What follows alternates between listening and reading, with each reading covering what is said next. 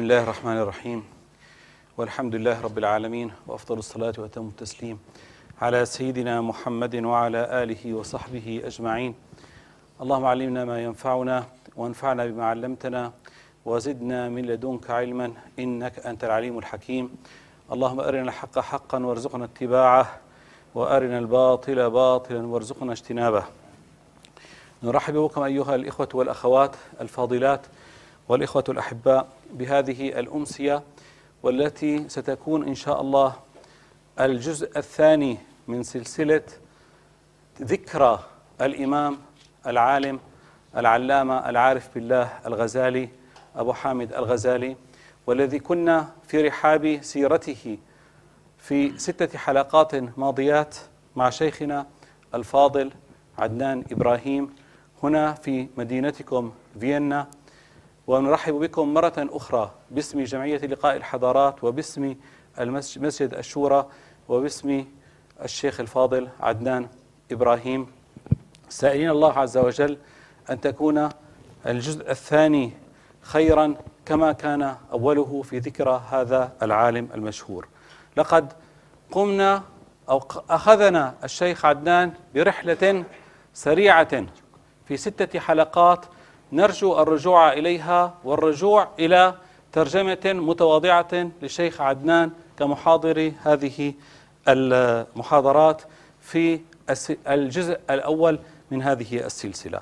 ذكر لنا ما قال عن الإمام الغزالي العلماء سواء المعاصرون أو القدماء، ذكر لنا حياته وطفولته وبدايته العلمية، حيث أنه مرة قال: طلبنا العلم لغير الله فأبى العلم إلا أن يكون لله. دراسته على شيخه المشهور الجويني وعلاقته بنظام الملك الذي جعل له مدرسة في نيسابور تحدث عنها أيضا الشيخ الفاضل بتفاصيل شارحة والحمد لله. وأهم ما في الأمور التي تحدث عنها شيخنا الفاضل هو عزلة الإمام الغزالي ورجوعه إلى الله، أولها في 6 أشهر انقطع فيها عن التدريس، وبعدها 10 سنوات بينه وبين الله تعالى. عاد بعدها مشتاقا لبنياته إلى طوس، جامعا بين العلم والعبادة والتصوف. كان مجيدا للغتين الفارسية والعربية، وربما تكون هذه الشخصية أيضا جامعة للمسلمين في هذه الأيام. كان محاميا عن عقائد الأمة سواء فلسفة أو عقيدة في كتبه المعروفة مثل تهافت الفلاسفة الذي رد به على كثير من الفرق وخاصة الباطنية منها.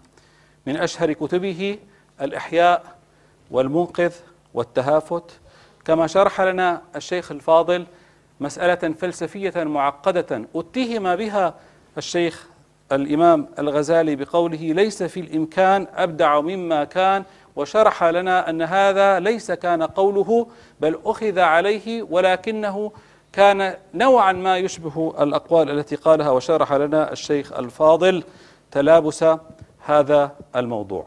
رد على شبهة كثرة الأحاديث الضعيفة والتي لا أصل لها في كثير من كتبه، وخاصة إحياء علوم الدين، والشبهة ترد بكون لهذه الأحاديث ليس لها أي تأثير على محتوى علم الإمام الغزالي واجتهاداته، فإن حذفت هذه الأحاديث من كتاب إحياء العلوم الدين لم يتغير في إحياء العلوم شيئا، لأنه كان متبعا للقرآن الكريم وللحديث الصحيح. أجاب على بعض المنتقدين منهم تلميذه أبو بكر ابن العربي، وذكر أيضا ما قال عنه العقاد: لم يعرف المشرق والمغرب رجلا مثل أبي حامد الغزالي.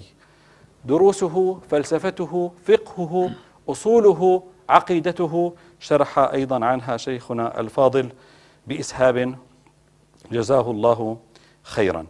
الأشياء المهمة في شخصية الغزالي: العزيمة، الصدق، الخلوص في القصد، التأثير في كتبه لكل من يقرأها، الاعتداد بالنفس لا كبرا ولا عجبا، بل اعترافا بنعمة الله عز وجل وفضله، وأنه كان لا يدخل إلى السلطان ولا يأخذ ماله، وكان مع المناظرة دون ما تعصب ومع صفاء للقلب. نسأل الله عز وجل أن يقرأ ويسمع الجميع هذه الحلقات الستة التي ذكرتها بإيجاز سريع جدا ليس من مقامها، ونتجه الآن ونسأل شيخنا الفاضل متابعة هذه الحلقات المباركات إن شاء الله، وسيكون في فلسفة الإمام الغزالي، وخاصة في قيمة الغزالي لنا في هذه الأيام. تفضل شيخ عدنان، جزاك الله خيرا. أعوذ بالله السميع العليم من الشيطان الرجيم. بسم الله الرحمن الرحيم. الحمد لله رب العالمين. يا رب لك الحمد حمدا كثيرا طيبا مباركا فيه كما تحب وترضى. نعوذ برضاك من سخطك، ونعوذ بمعافاتك من عقوبتك، ونعوذ بك منك، لا نحصي ثناء عليك أنت كما أثنيت على نفسك.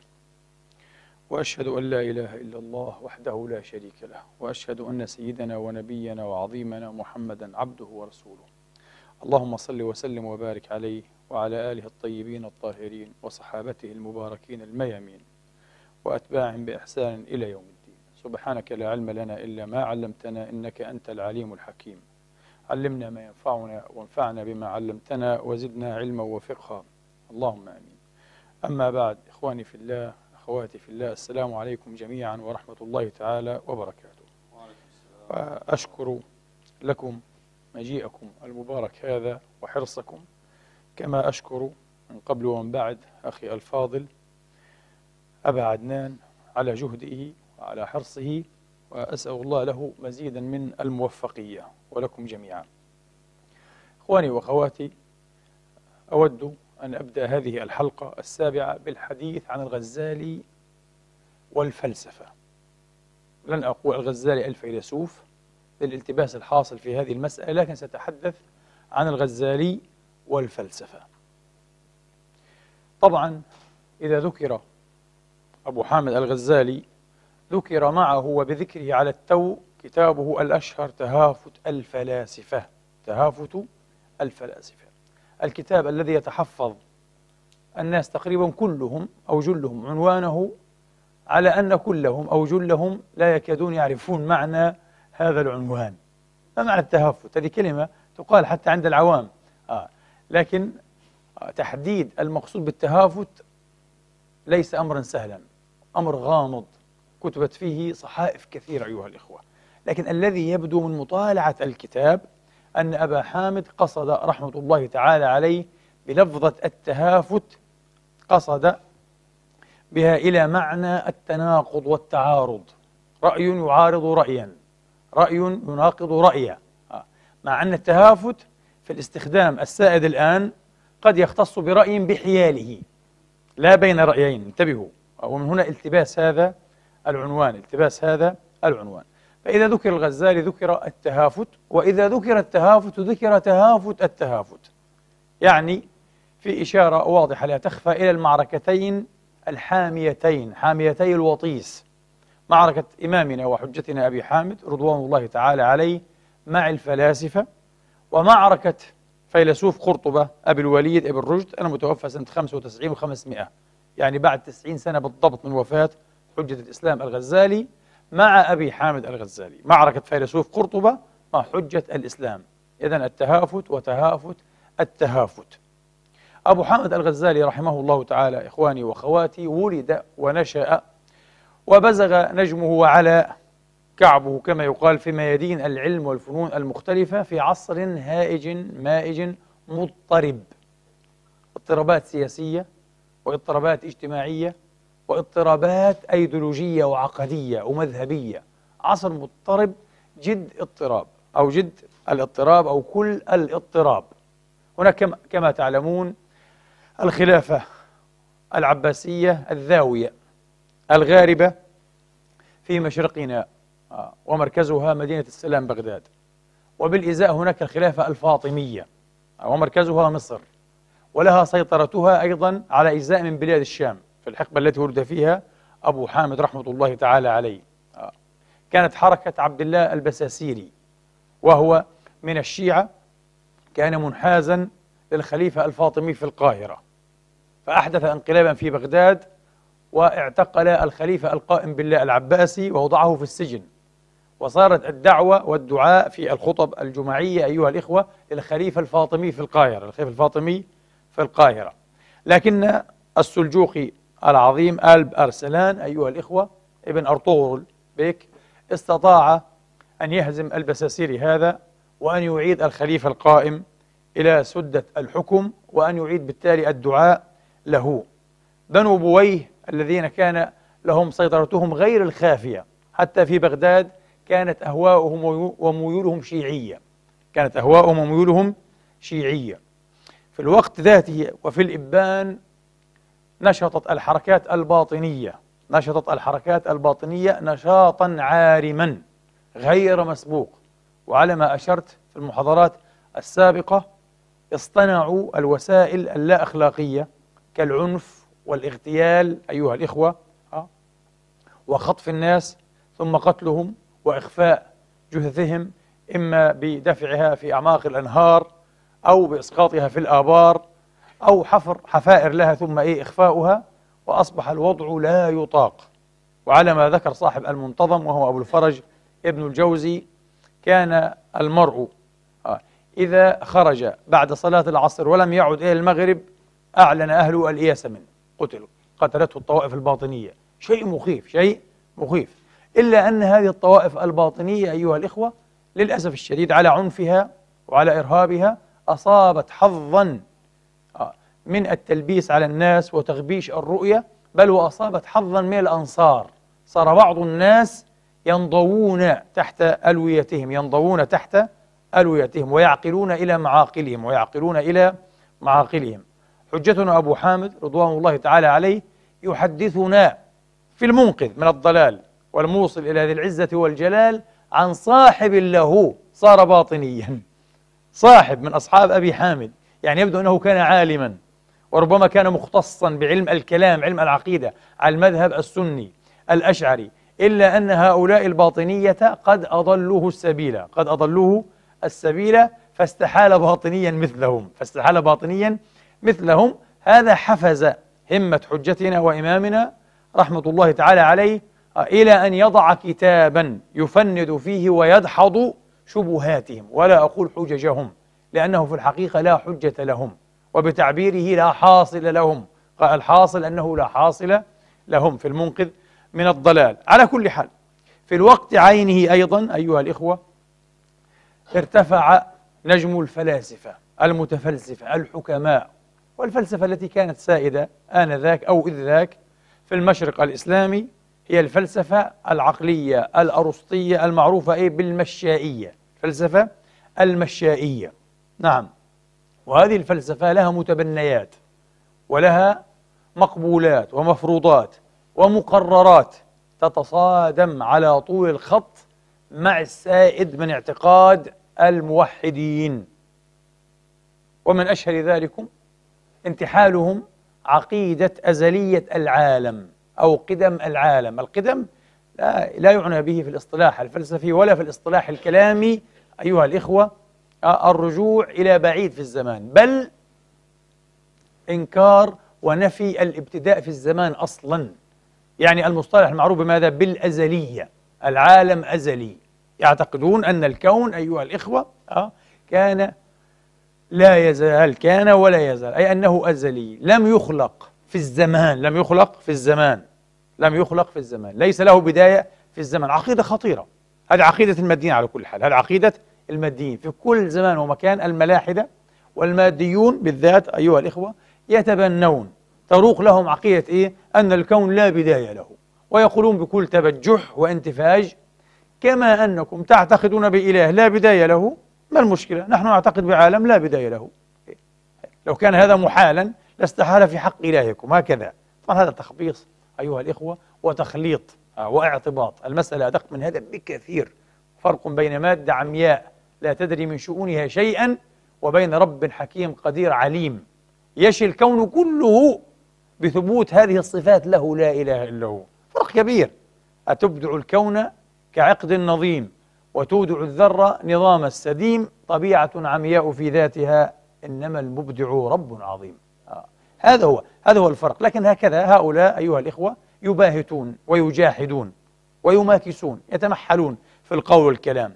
ومن ذلكم أيضا إنكار هؤلاء المتفلسفة المتسمين بالحكماء، إنكارهم لعلم الله بالجزئيات، وإصرارهم على أن الله يعلم الأشياء بنحو كلي لكن لا يعلمها بنحو جزئي تفصيلي، وهذا شيء خطير. والمسألة الثالثة، وهذا أيها الإخوة أو هذه المسائل الثلاث بالذات هي المسائل التي أكفرهم بها حجة الإسلام في منقذه وفي تهافته. نعم، في تهافته، وحكى إكفاره إياهم بها في منقذه رحمة الله تعالى عليه. المسألة الثالثة هي إنكارهم الحشر الجسماني، البعث الجسماني، وإعلانهم أنهم يعتقدون أو من اعتقد منهم بالبعث أنهم يخصونه بالبعث الروحاني، بعث الأنفس والأرواح. أما الأجسام فقد فنيت بالتحلل، كانت ثم فسدت، الكون والفساد، تركبت ثم تحللت. هذا هو الكون والفساد في اصطلاح هؤلاء الفلاسفة، التركب والتحلل. تركبت ثم تحللت، إذن فنيت، قالوا من المحال أن تعاد. ولهم شبه طولوا بذكرها، ولعل ابن سينا من هؤلاء الذين لبسوا في الرسالة الأضحوية، رسالة أضحوية في المعاد، للأسف الشديد أتى بكلام شقق كلاما طويلا، لكن لا نقول لا طائل تحته، لأنه شبهة عظيمة، وهي الشبهة التي ربما حكيتها لكم أكثر من مرة من نحو 20 سنة في هذا البلد، شبهة الآكل والمأكول. شبهة الآكل والمأكول، لعلنا إن شاء الله إن تناولنا هذه المسألة بشيء من التفصيل نعرض لهذه الشبهة، ونعرض على الإجمال والإيجاز والعجل لمواقف العلماء المتكلمين حتى الحكماء كابن رشد أيضا، وابن سينا والفارابي والإمام الغزالي من هذه المسألة، مسألة البعث الجسماني علاوة على البعث الروحاني. هذه ثلاث مسائل، لكن أبا حامد أيضا بدعهم في 17 مسألة أخرى، يعني خطأهم وضللهم فيما مجموعه 20 مسألة، استحقوا التبديع في 17 مسألة، والتكفير أو الإكفار في 3 منها. على كل حال هذه صورة عامة بانورامية للوضع الذي ظهر فيه هذا الإمام الحجة، وضع مضطرب أيها الإخوة، من ناحية سياسية، من ناحية عقدية، مذهبية، الأحزاب، الفرق الباطنية، الفلاسفة، الانقلابات، القتل، شيء مخيف. وضع أيها الإخوة. وأيضا التعصب المذهبي خاصة بين الحنابلة والأشاعرة والماتريدية، الحنابلة من جهة والأشاعرة والماتريدية من جهة أخرى، يعني الحنابلة والشافعية والحنفية خاصة مع الشافعية. ثم بعد ذلك التعصب بين الحنفية وبين الشافعية، والمذابح والمقاتل وحرق الأسواق وحرق المساجد، شيء لا يكاد يصدق، شيء فظيع. طبعا للأسف يعني معظم المسلمين العوام، وقد يكون هذا خيرا لهم، لا يعلمون أشياء عن هذا، يظنون أن تاريخنا ما شاء الله شيء واحد من السلام والهدوء والاستقرار والتعاون. هذا غير صحيح. يوجد فيه فترات حالكة السواد لا زالت، وما لم تعالج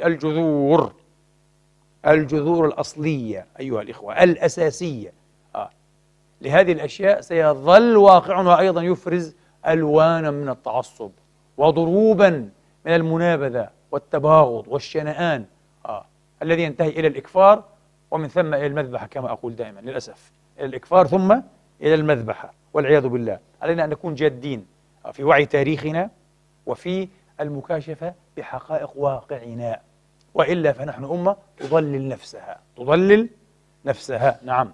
على كل حال، بعث الإمام الغزالي، هذا بعث قدري طبعا، ليس بعثا شرعيا، خلقه الله تبارك وتعالى، بمعنى أنه خلقه ويسره لهذه الأمة في الوقت الذي كان الناس فيه بتعبير التاج عبد الوهاب السبكي رحمة الله تعالى عليه، وتلوناه عليكم في حلقات سابقة، حلقات عفوا سابقة، حلقة وحلقات بالتحريك، في حلقات سابقة.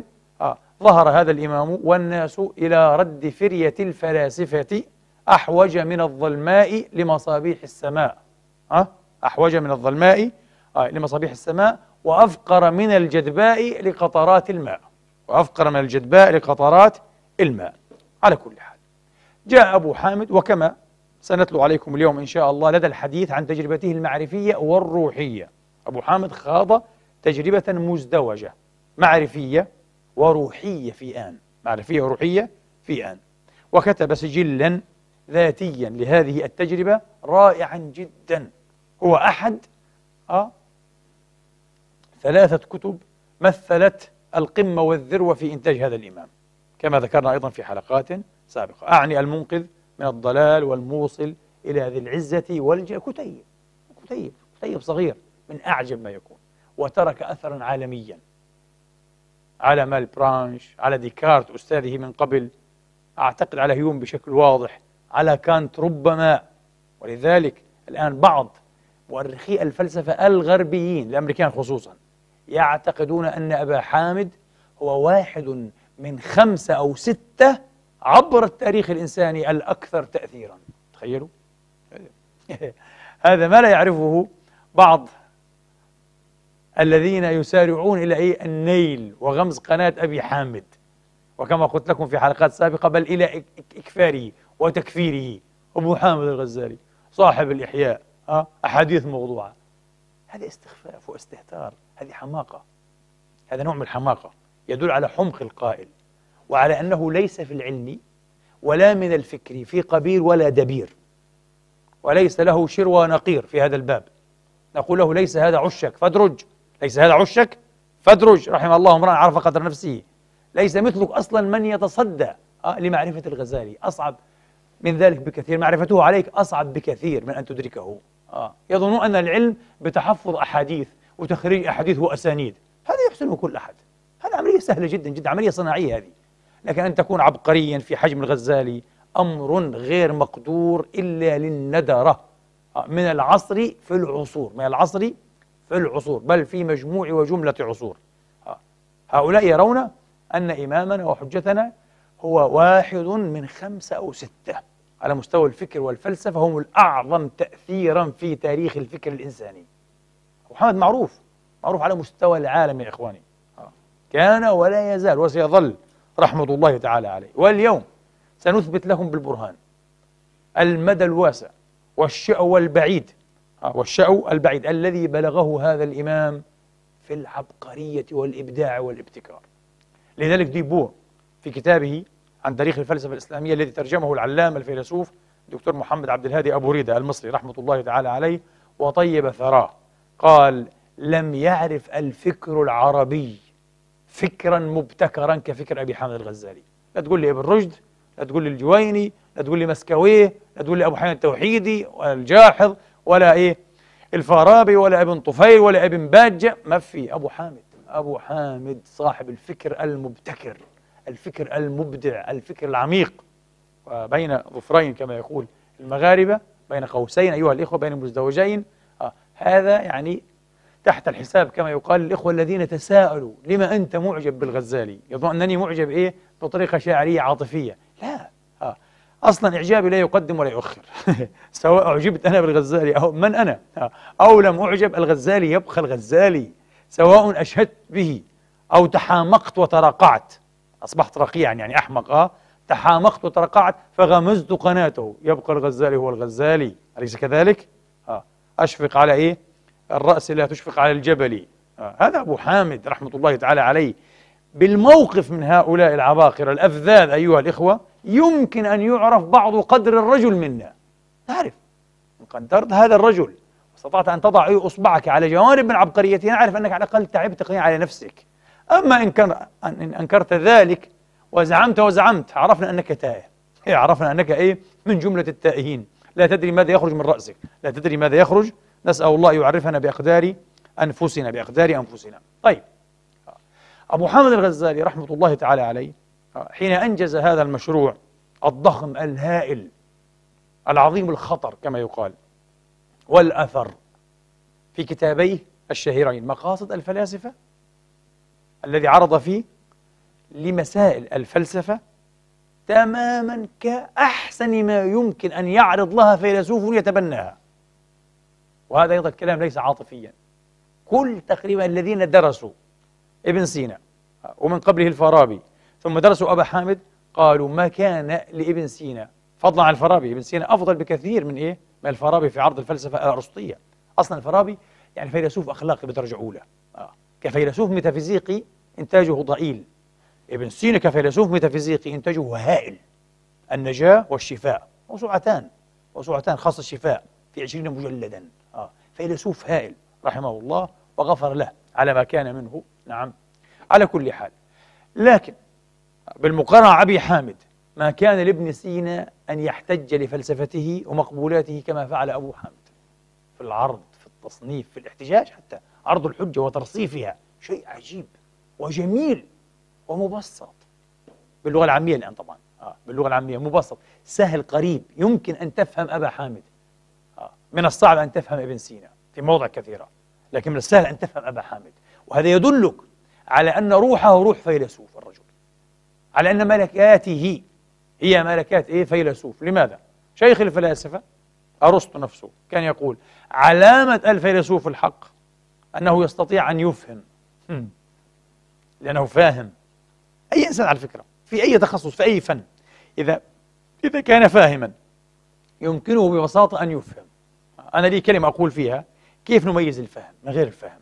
واحد يدعي العلم، يدعي الفلسفة، يدعي الفكر، إذا كان فاهما بشكل حقيقي واقعي، ليس بشكل مزاعم وادعاء وتنمس كما يقال تظاهر، يمكن أن يكثف لك الموضوع في جمل أو في جملة واحدة. حتى قل له لخص لي الموضوع، قناعتك في هذا الموضوع في جملة، يمكن أن يفعل هذا، جملة واحدة. لكن من الذي يفك مغالقها؟ من الذي يفك شفراتها؟ يحل مرامزها؟ صعب. فإن قلت له بين لي ووضح، كان قادرا أن يوضح لك هذه الجملة في 1000 أو 10,000 جملة. هذا فهم. أما إن قال لك لا أستطيع، الموضوع معقد، لابد من كلام طويل، إذن هو مش فاهم. لابد أن يكون لديه القدرة المزدوجة هذه على أن يكثف وعلى أن يبسط. أبو حامد كان كذلك رحمة الله تعالى عليه. تقريبا معظم كتب أبي حامد أيها الإخوة تبوح أو تشي بهذه السمة. الرجل يستطيع أن يكثف لك علما وحكمة هائلة حتى في العلوم الدينية في جمل أو في جملة أحيانا. شيء مخيف الرجل هذا. ويستطيع أن يبسط لك هذا في مئات الصحائف بكل بساطة، بما يدهش ويعجب، فرحمة الله تعالى عليه. لكن أيها الإخوة، قبل أن يبدأ أبو حامد هذا المشروع الهائل العظيم كما قلنا الخطر والشرف والأثر، كان مسبوقا. لا نستطيع أن نقول أنه بدأ من الصفر. دائما الناس يبدأون من حيث انتهى غيرهم.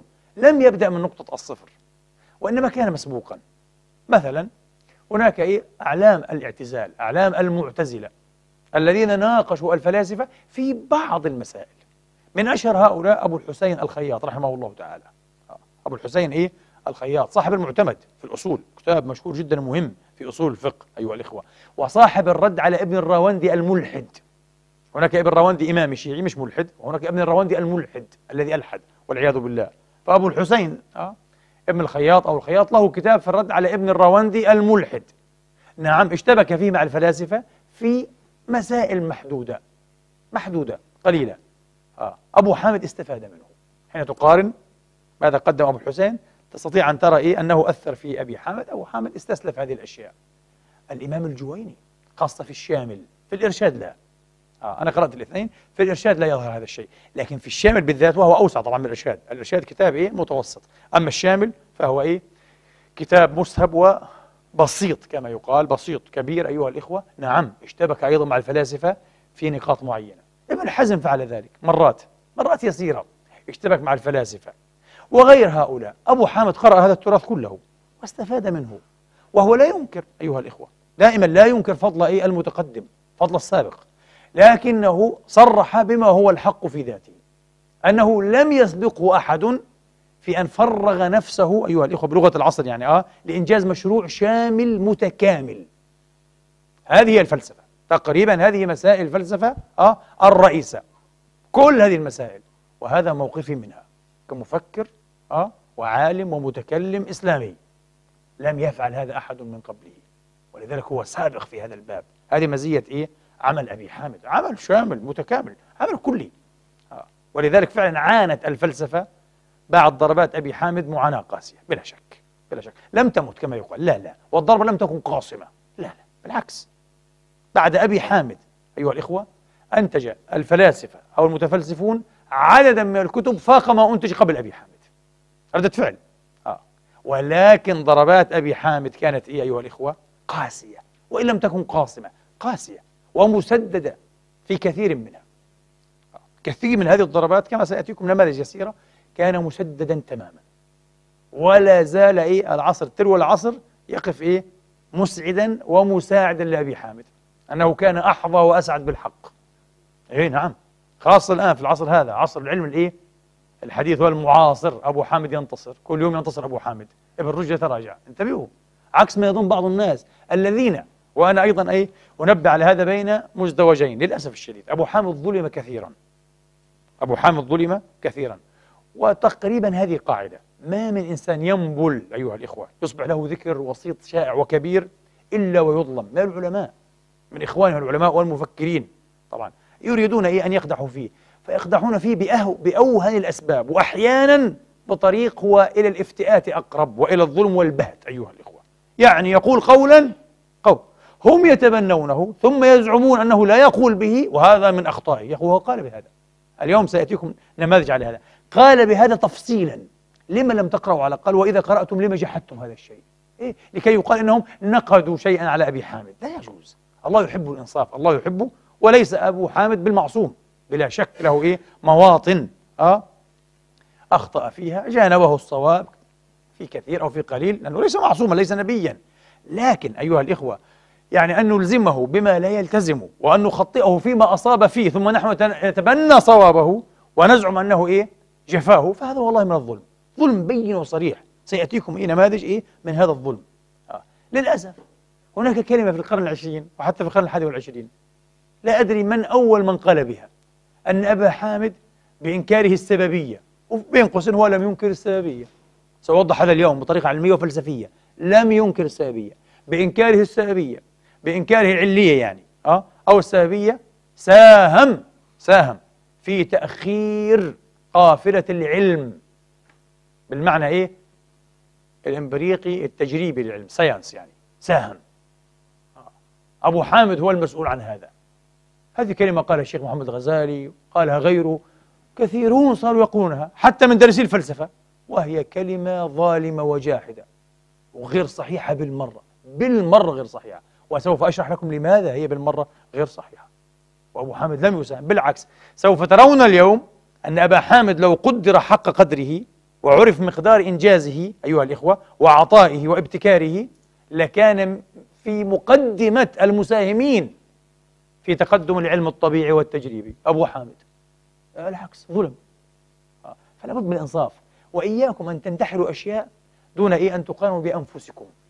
كلمة قال فلان تبدأون ترددوا، هذا خطأ، هذا فعلا يجر إلى الوقوع في ظلم من لا يستحق الظلم، في ظلم من لا يستحق الظلم. طيب، في تقييم عمل أبي حامد في نقد الفلسفة أو في التنقيد على الفلسفة، اختلفت أنظار العلماء والمقيمين والفلاسفة الشرق والغرب. منهم من قال أبو حامد أتى بعمل هدمي، لم يأتي بعمل بنائي. جهد أبي حامد الغزالي هو جهد سالب ناف، هدم، هو فقط هدم أقاويل الفلاسفة، دحض معتقداتهم أو أدحضها، لكنه لم يأتي بعمل إيجابي، لم يأتنا بنظام فلسفي آخر، حتى لم يعبر عن وجهة نظر متكاملة في هذه القضايا، وهي في الحقيقة في المجموع 25 قضية في تهافت الفلاسفة، مش 20، 25 قضية بالضبط من قرأ هذا الكتاب، فلم يأتي. على كل حال هذا القول أقرب إلى الصواب. لماذا؟ لأننا نجد إمامنا وحجتنا في تهافت الفلاسفة يقول وأنا لم ألتزم في كتابي هذا غير تكذيب مذاهبهم. قال أنا رسالتي غرضي قصدي أن أبطل مذاهبهم، أن أثبت أنها متهافتة متشاكسة متناقضة متكاذبة لا متصادقة متآزرة فقط. أما الحق الذي نعتقده فهذا سأخصه بوضع كتاب أو مصنف بحيالي. قال بعدين يبدو أن همته لم تنشط إلى ذلك أو الموت لم يسعف وعجله، لأنه مات شابا تقريبا، يعني إيه هو طبعا ليس شابا، في اللغة العربية اسمه هذا الشيخ 55 عن 55 سنة. اليوم بحسب أعمار الناس في العصر الحديث هذا شاب لسه، يقول لك إيه ما شاء الله شاب 60 سنة، يقول لك إيه وإيش عملت في 60 سنة ولا حاجة. أبو حامد ملأ الدنيا علما وضياء وفكرا وتنويرا، خلده في الخالدين رحمة الله تعالى عليه، وأعلى الله مقامه في عليين. فلعل الموت أن يكون عاجله أيها الإخوة قبل أن يعالج هذه المسألة في كتاب، فأن يضع جملة معتقداته بشكل فكري وبشكل كلامي، على أن له كتبا كلامية، لكن لا، هو لم يعد بكتاب في الكلام، وإلا لقال أنا فرغت من هذا الموضوع. لا، هو وعد بكتاب فلسفي، بكتاب فلسفي. وهذا بحد ذاته أيها الإخوة بحد ذاته قد يشي بأنه كان واعيا بحقيقة كونه فيلسوفا وهو ينقد الفلسفة. وطبعا لا مناص من أن يكون فيلسوفا. أنت حين تنتدب نفسك للرد على الفلاسفة لابد أن تكون فيلسوفا. إن لم تكن فيلسوفا وبدأت ترد، أنت في الحقيقة لا ترد، وأنت تضرب في حديد بارد وتقاتل في غير معترك، تظن نفسك ترد على الفلاسفة. كشيخ مثلا نفترض يأتي يرد على الفلاسفة، ما ينفعش، وهذا باطل وهذا زندقة، قال تعالى قال الرسول، هذا كلام فارغ يعتبر ما في. لا لا لا لا، هذا لا يعتبر ردا. لا تقول أنت ترد، مش هيك الرد. الرد دائما أيها الإخوة مثل في كل معركة، كل معركة تخاض بماذا؟ بسلاحها. المعركة الإعلامية كيف تخاض؟ بقتل الإعلام المضاد، نروح نقتل الناس مثل القاعدة أنه هذا إعلامي روحوا اقتلوهم، أو الله قال جاهدوهم. إيش الكلام الفارغ هذا؟ الإعلام يخاض بالإعلام. المعركة الاقتصادية نضرب الأبراج وندمر الدنيا، قال لك معركة، ما هي معركة هذه؟ إيش الكلام الفارغ هذا؟ إيش الاستهبال هذا والاستحماق؟ المعركة الاقتصادية تخاض بماذا؟ بالاقتصاد. والمعركة العسكرية على الأرض تخاض بماذا؟ بالجند والدبابات والطائرات والقاذفات والراجمات. كل معركة بسلاحها، ولا مش صحيح؟ وإلا تصبح الدنيا فوضى، تصبح طبيخا والعياذ بالله. تخيل يأتيك إنسان في المسجد هنا يناقشك، إنسان ملحد يقول لك أنا عندي شبهة، تروح تقتله. معركة قال هو قاعد بعارك وإحنا بنعاركه، خلص عليه. هذه معركة. هذا الحجة تقرع بالحجة، والسيف يقرع بالسيف، وهكذا هو هذا. فما تقول لي إنه شيخ برد على الفلاسفة، كلام فارغ. شيخ برد على حاله، هذا ما في شيخ بيقدر يرد على الفلاسفة. فيلسوف يرد عليه فيلسوف. لذلك عبث في الإعلام يجيبون لنا شيخ يرد على فيلسوف كبير، ما بيصحش إلا إذا كان الشيخ فيلسوفا أهلا وسهلا، زي أبي حامد فيلسوف يقدر يتكلم عن الفلاسفة بمنطق الفلاسفة ومن حججهم وشبهاتهم يرد عليهم بمنطقهم يلزمهم. هذا هو الفكر. مش قال الله قال الرسول قال ابن تيمية قال الطبراني قال الطبري قال انتهينا وكفار زنادقة. هذا ما ينفعش، هذا عبث. واليوم المخ الإسلامي إلى حد ما، العقل الإسلامي إلى حد ما عبثي ومنتفخ هكذا ومشاكل. نسأل الله أن يأذن بشفائه، أن يأذن بشفائه. إذن هذا الرأي أقرب إلى الصواب. بعض الناس رأى لا، أن عمل أبي حامد الغزالي أيها الإخوة انطوى على الوجهين كليهما، الوجه النافي الهادم السالب، والوجه الباني الإيجابي المنشئ. هذا نسبيا صحيح، لأن لأبي حامد إلماعات وابتكارات فلسفية بل وعلمية في كتاب التهافت غير مسبوقة ومن أروع ما يكون. فهذا يحسب لصالح البناء موجود، لكنه ليس بشكل متكامل. الهدم متكامل ومنهجي، هدم ممنهج، هدم ممنهج ما شاء الله ودقيق وعلمي إلى حد بعيد. لا، البناء لا، شذرات مبددة، شذرات مبددة. ديبور في كتابه الشهير ذكرته اليوم مرة، ترجمة الشيخ الأستاذ الدكتور أبي ريدة عبد الهادي أبو ريدة. نعم، ديبور له موقف مختلف. قال أبو حامد نعم له جهد إيجابي وبالإزاء له جهد سلبي، لكن لا في التهافت وحده، وإنما في مجموع كتبه. في التهافت جهده سلبي، هدم الفلسفة، وهو صرح بهذا. في كتبه الكلامية كان له جهد إيجابي، لكن هذا الكلام أنا أقول كما قلت قبل قليل ليس دقيقا. لماذا؟ لا تستطيع أن تقول أنه هدم الفلسفة وقدم الكلام. لا لا لا، نريد تقدمة فلسفية. فلسفة تهدم وفلسفة تبنى، وتبنى على أسس إسلامية، على أسس إسلامية. أبو حامد لم يفعل هذا، بشكل واضح لم يفعل هذا، يا ليته فعل، لكن لله حكمة في خلقه وشؤونه لا إله إلا هو. ولأن أبا حامد رضوان الله تعالى إخواني وأخواتي قصد وتغيى نزع الهالة، نزع هالة التقديس والإعجاب والإثارة عن الفلسفة، فإنه استخدم أساليب لا تعتبر صارمة منهجيا، يجب أن نعترف بهذا حتى لا نكون متعصبين للرجل احنا بالحق والباطل. استخدم أساليب لكن استخدمها عن وعي أيضا، ولم ينزلق إليها أيها الإخوة بالتداعي، لم ينزلق إليها بالتداعي، وإنما استخدمها بشكل واع، بشكل واع، يعني بشكل واع. مثل ماذا؟ مثل وصف الفلاسفة أحيانا بالأغبياء يقول أغبياء، هذه غباوة، هذه بلادة، هذه حماقة، يفعل هذا. لماذا؟ لأنه يريد أيها الإخوة أن ينفر الناس عنه. هو الآن بالحجة وبالبرهان كما يعلم هذا من نفسه أدحض مقبولاتهم، أدحض عقائدهم، منتحلاتهم، يعرف هذا وفعل هذا فعلا، جهده رحمة الله تعالى عليه. لكنه يريد للعامة بالذات أن تنفر من هؤلاء، ألا يغتروا بهم. فيفعل هذا. هذا في الأسلوب النقاش العلمي غير مقبول، أن تصف خصمك بالغبي بالبليد بالأحمق، لكنه يفعل هذا متعمدا، بل فعل ما هو أكثر من هذا. يصف أحيانا طبعا حججهم أو شبهات بأنها ظلمات فوقها ظلمات، ظلمات فوقها أو فوق ظلمات، ظلمات بعضها فوق بعض، يقول هذا كله كلام فارغ، ظلمات بعضها فوق بعض. أحيانا يتفق معهم في المبدأ في الفكرة، لكنه يدحض أدلتهم ويسفه براهينهم. مثل ماذا؟ في التهافت أيضا مسألة روحانية النفس، يعني تجرد النفس. الفلاسفة يتبنون روحانية النفس الإنسانية، وهذا شيء جيد مهم جدا للأديان والملل أيها الإخوة، ومهم جدا للاتجاهات الروحية المناوئة للاتجاه المادي، للاتجاه المادي. أبو حامد يفعل هذا طبعا كمتكلم مسلم، وهم يفعلون هذا. وفي الحقيقة للإنصاف الفلاسفة الأغارقة اليونان يعني لهم أدلة قوية مستجادة في إثبات تجرد النفس وروحانية النفس، إلا أنه لم يقنع بها، وجعل يصاول ويناضل ويظهر عوار هذه الأدلة. طب لماذا؟ لكي يقول لهم حتى في الحق الذي أصبتم أنتم أضعف بعقولكم من أن تقيموا البرهان على حقيته. أنا أذكى منكم، أنا كمسلم ومتكلم، رجل معتد بنفسه قوي، رجل عملاق، وليس شيئا سهلا رحمة الله تعالى عليه. قل لهم أنا على خلفية الإسلامية وعلى خلفية الكلامية، يعني علم الدين بالأسس الكلامية، أستطيع أن أثبت ما تعجزون أنتم عن الاعتقاد به وعن إثباته. تعتقدونه ولكنكم تعجزون عن إثباته، أنا سأثبت لكم هذا. أما إثباتاتكم أنتم وبراهينكم فهذا عوارها، يلا مردود عليكم. فعل هذا رحمة الله تعالى عليه، يتعمد. هذه ملامح منهجية تعمد أبو حامد أن يصطنعها رحمة الله تعالى عليه، رحمة الله تعالى عليه. طبعا جوهر الكتاب كما قلت لكم يقوم على ماذا؟